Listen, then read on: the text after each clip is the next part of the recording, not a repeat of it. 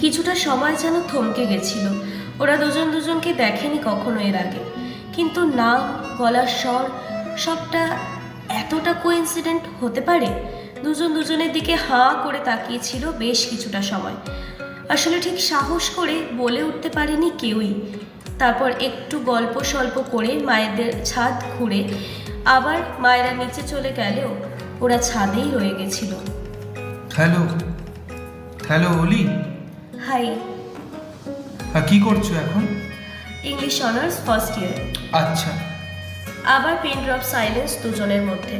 Minute পাঁচেকের পর সূর্যই ফের নিস্তব্ধতা ভাঙে। তুই এত হচ্ছে লাজুক যে সামনে থেকে না দেখলে বুঝতেই পারতাম না। তা আমি কি করে বুঝবো যে এটাই তুই? আসলে কি বলতো, কিছু বুঝতে পারার জন্য যেই জিনিসটা না লাগে সেইটা তো তোর নেই, তাই আর কি।